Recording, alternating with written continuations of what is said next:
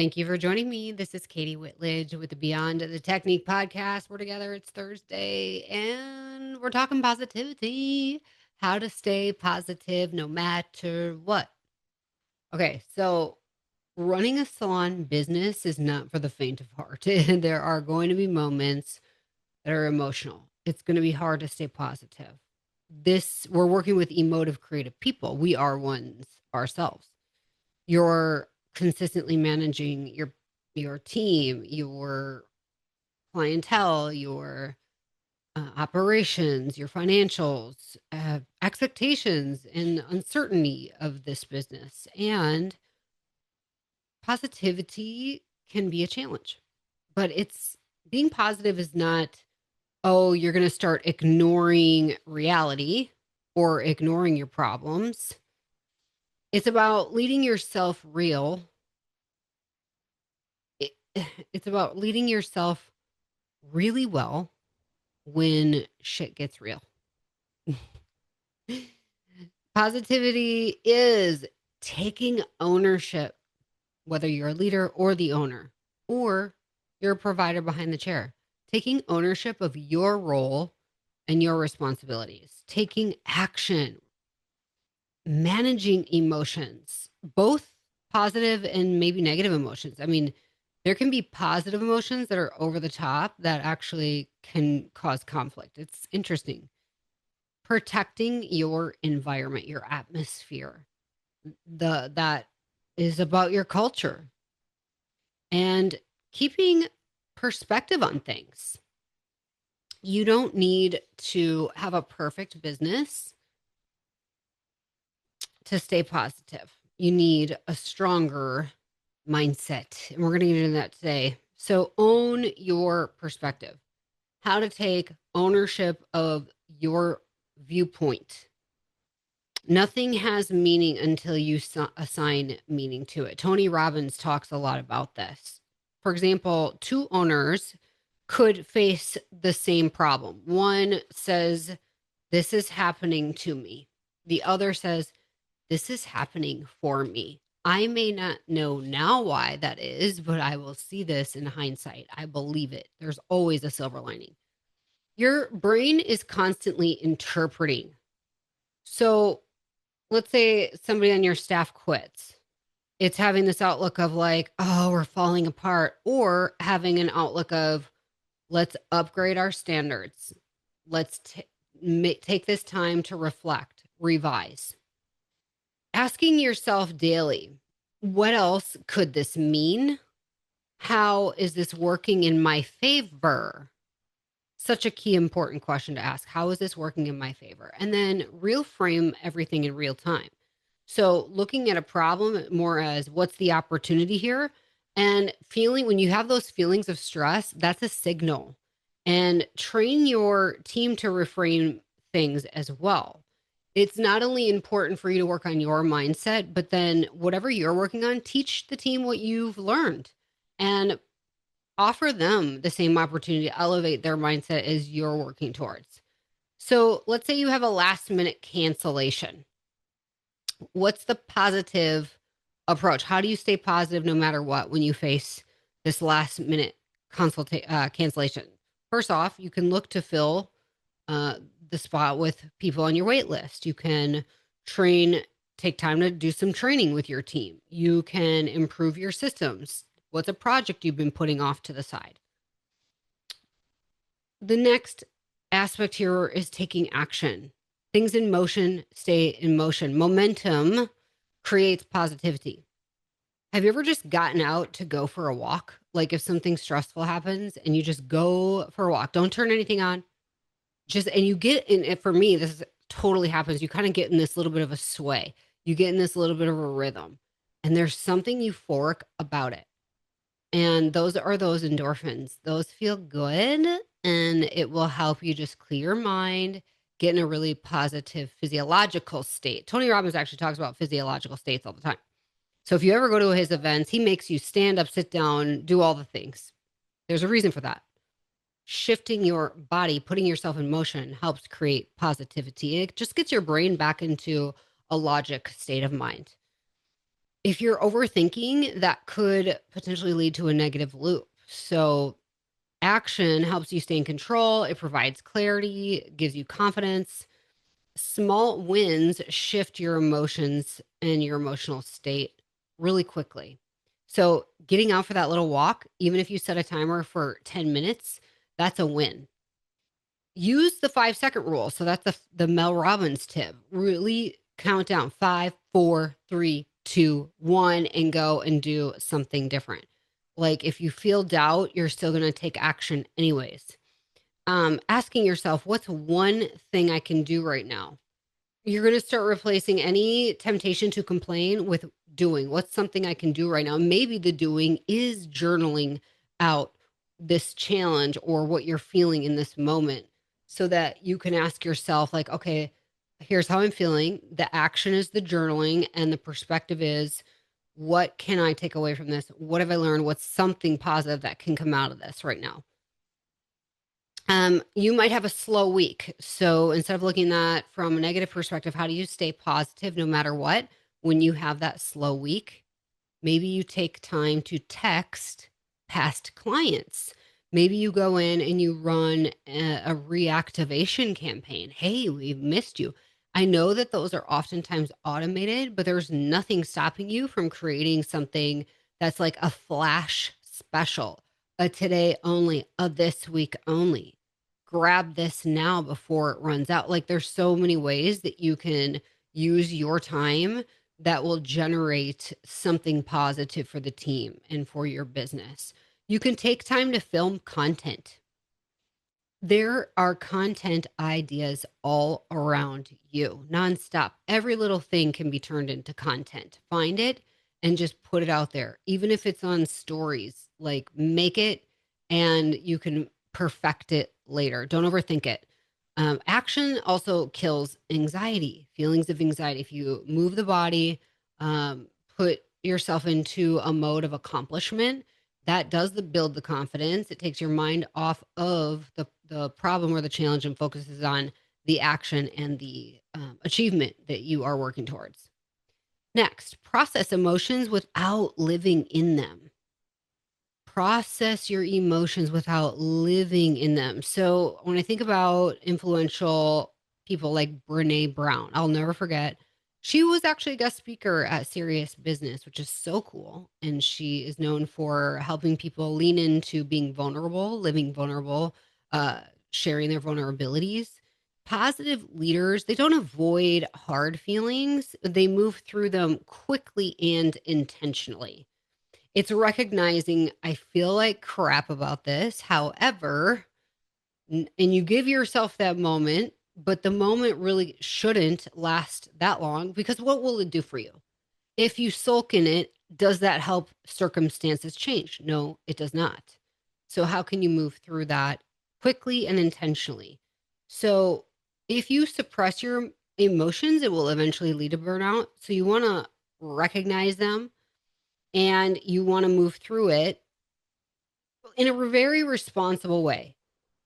Preventing yourself from responding emotionally in the way you treat other people, you speak to them.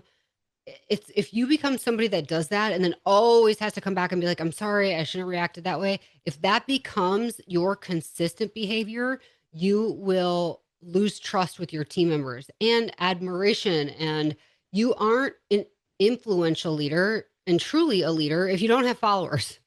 So people aren't following, if they're not picking up what you're putting down, you're not leading them. So if you want to have influence and positive impact, then you have to be able to control the way you respond when things get emotionally heightened or conflict arise. So you just need to name it. Oftentimes I say, "Holy crap, I'm just very overwhelmed right now."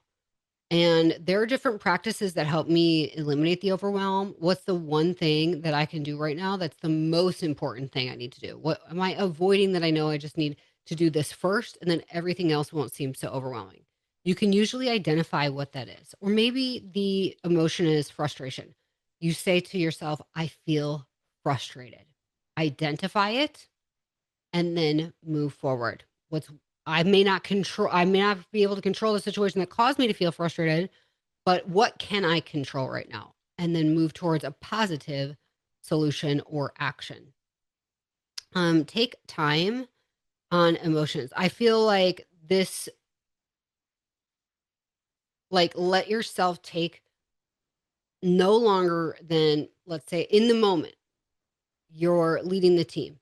You need time to process what you're feeling. Walk away, take your time, that 10-minute walk before you come back and move forward to lead others. Because you have to ask yourself in this moment, what's the most positive way that I can move our team forward? What is the best way I could respond right now? So let's say you have team drama, feel it, process it, address it, don't ignore it, don't explode. If you need to walk away and compose yourself, oftentimes that's a really smart thing to do. Everything else is emotional, really. If you're responding that quick, it's typically based on your emotions because that's your prefrontal cortex. That's your system one part of your brain, which is heavily responsible for those immediate reactions. The next point is to protect your environment. So the energy around you, positivity, is contagious. When you're fired up and you're lit and you're having fun, that is going to spread. But the opposite is true too. So you really need to protect your environment, which helps protect your culture and set the standard for your culture. So your environment is either going to fuel positivity or it may drain it. Supporting your team is so important here because they feel heavy weights of even the clientele and the emotions that the clientele will bring to them. And they have to not only manage their own emotions, but oftentimes have to respond to the heightened emotions of clients. And this is a very high touch relationship based business. So this is beyond the look, if you ever feel bad that you might be charging too much for the services you offer, I will stand on stage all day long and tell people this is the one of the most challenging careers to choose. You have to be emotionally intelligent. You have to be on, and not just for yourself, but for others. You have to be aware of yourself and you have to be socially aware. You have to manage relationships. These are all aspects of high emotional intelligence. You also have to be awesome in your creative aspect and have vision for people. You have to be technically sound, and the physical demand of literally the work you do requires physical movement on your body, and that can take a toll. So never ever feel bad for charging what you're worth because it's not a one part of the brain job, nor is it one piece of the body. It's all things. It's physical, it's spiritual, it's emotional, it's mental, it's everything. So I want you to think about when it comes to having a positive environment, what will that take? It's who you're around, it is what you're listening to. And this isn't just like who's talking in the break room. I'm saying even like the music. Does the music that you play in the space you're in make sense? You might be in a spa. What is the uplifting version of spa music versus if you're in a salon setting, depending on your type of culture, what is that type of music that's going to put, music has a psychological effect on us. And what's the proof of that? Well, in Sweden, they had major issues in their public train system and there was crime going on. The one change that they made to test the behavior of people who are in there was to change the music to classical music. And when they changed the music, crime decreased significantly. And that means that music, do you ever notice what kind of music? You'll notice it now. Notice what kind of music they play in airports. You will notice that it's calm, more classical, chill, maybe a more chill, like electronic, but it's a very intentional choice for them because they're trying to keep passengers like low emotional state. Like they don't want people to get upset, basically. So music has power, and that is part of you protecting your environment. What are you consuming? It's fun to have treats, but if donuts are in the break room every time, that puts people in this really heightened state for like what, an hour, and then there's that big drop. So, what are some healthy things to keep around? Like those little things end up meaning like everything to help people stay positive. Raising your standards, part of your environment is protecting your culture, making sure that there's not gossip or negative talk going around, making sure that the kind of the way we speak to one another is uplifting. Always. We kind of have this rule of like you if you couldn't say it to their face, don't say it to somebody else about them. And that really eliminates a lot of that. When you think about that, you will second guess like is this even important to bring up right now? Creating rituals to protect your environment that are positive, celebrating team wins. How often during the week do you celebrate something for somebody on the team? So funny enough, today there was a text that went out in our group thread of like celebrating somebody's 1 year anniversary on the team. Like little things mean everything. And you can find something every single day that will keep everything positive. Moments of gratitude and always creating really a system around recognition.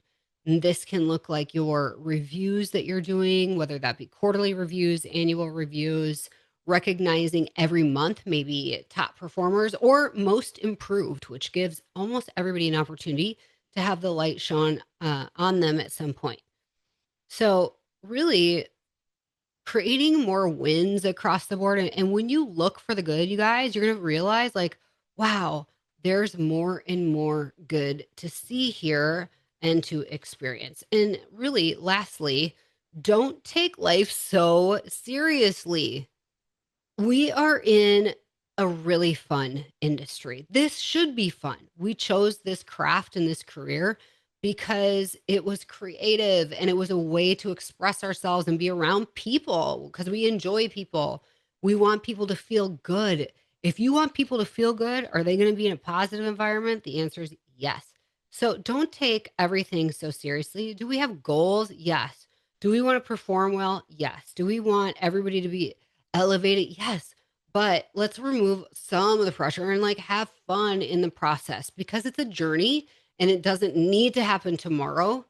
We have some time. Let's enjoy one another. You choose to bring people on your team typically based on character, and then you train the craft. And so if you're around characters, how can you act like little characters today? How can you have fun? And that to me is really special and really important.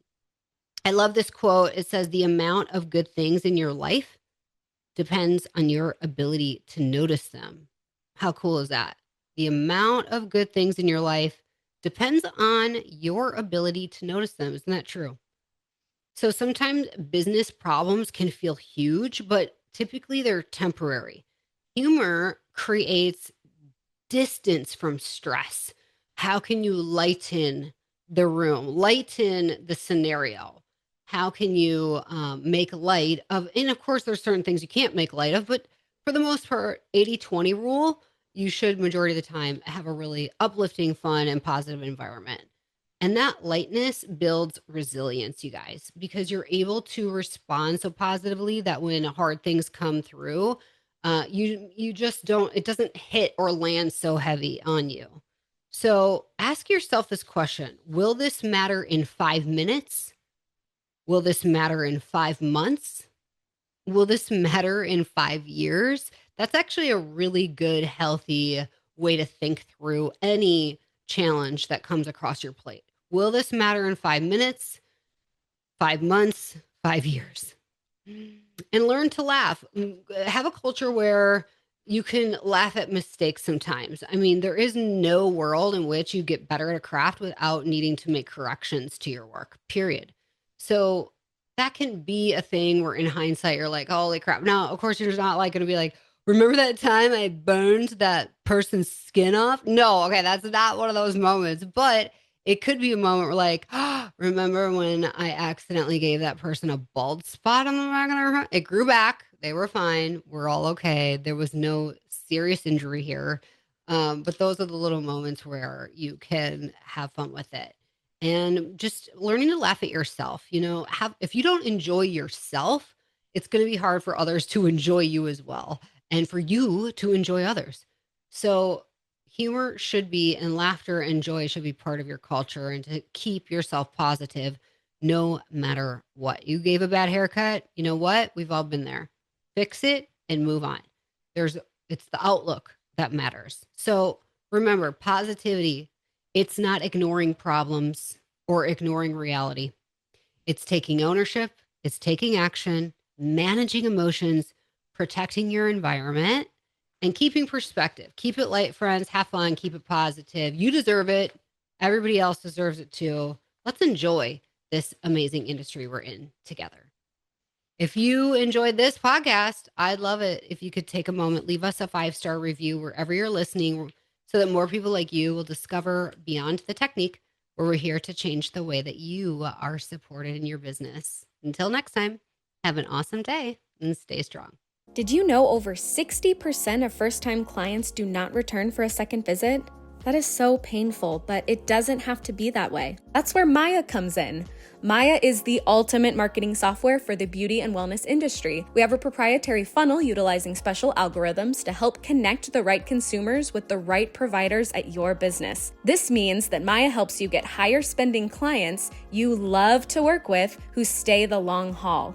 If you want to increase your revenue, increase your client count, increase your average ticket, and increase your new client retention, then you need Maya.